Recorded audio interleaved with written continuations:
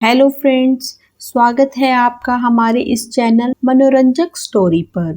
रोज नई स्टोरी के लिए हमारे इस चैनल को लाइक करें, सब्सक्राइब करें एंड कमेंट्स करें। धन्यवाद। माँ बाप की सेवा, मानवता का अप्रितम उदाहरण।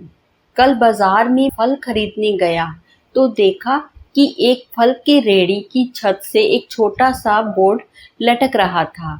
उस पर मोटे अक्षरों से लिखा हुआ था, घर में कोई नहीं है, मेरी बूढ़ी माँ बीमार है, मुझे थोड़ी थोड़ी देर में उन्हें खाना, दवा और टॉयलेट कराने के लिए घर जाना पड़ता है।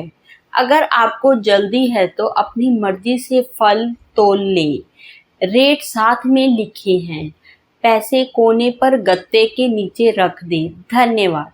अगर आपके पास पैसे नहीं हो तो मेरी तरफ से ले जाना, इजाज़त है मेरी। मैंने इधर उधर देखा, पास पड़े तराजू में 2 किलो सेब तोले, दर्जन भर केले लिए, बैग में डाले, प्राइस रेट से कीमत देखी, पैसे निकाल कर गत्ते को उठाया। वहाँ 100, 50 और 10 के नोट पड़े थे। मैंने भी पैसे उसमें रख कर उसे ढक दिया, बैग उठाया और अपने फ्लैट पे आ गया। रात को खाना खाने के बाद मैं उधर से निकला तो देखा एक कमज़ोर सा आदमी, दाढ़ी आधी काली आधी सफ़ेद, मैले से कुर्ते पैजामे में रेहड़ी को धक्का लगाकर बस जाने ही वाला था। वो मुझे देखकर मुस्कुराया और बोला, साहब फल तो ख़त्म हो गए। उसका नाम पूछा तो बोला, पवन। फिर हम सामने वाले ढाबे पर बैठ गए। चाय आई। वो कहने लगा, पिछले 3 साल से मेरी माता बिस्तर पर है, कुछ पागल सी हो गई है और अब तो फालिज भी हो गया है। मेरी कोई संतान नहीं है, बीवी मर गई है, सिर्फ मैं हूँ और मेरी माँ। माँ की देखभाल करने वाला कोई नहीं है, इसीलिए मुझे हर वक्त माँ का ख्याल रखना पड़ता है।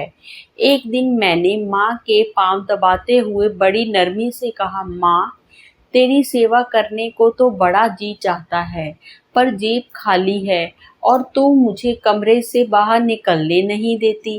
कहती है तू जाता है तो जी घबराने लगता है। तू ही बता मैं क्या करूं? ना ही मेरे पास कोई जमा पूंजी है। ये सुनकर माँ ने हांफते कांपते उठने की कोशिश की। मैंने तकिए की टेक लगाई। उन्होंने झुर्रियों वाला चेहरा उठाया, अपने कमज़ोर हाथों को ऊपर उठाया, मन ही मन ईश्वर की स्तुति की। फिर बोली, तू रेहड़ी वहीं छोड़ आया कर, हमारी किस्मत का हमें जो भी है इसी कमरे में बैठकर मिलेगा। मैंने कहा, माँ क्या बात करती हो? वहाँ छोड़ आऊँगा तो कोई चोर उचक्का सब कुछ ले जाएगा।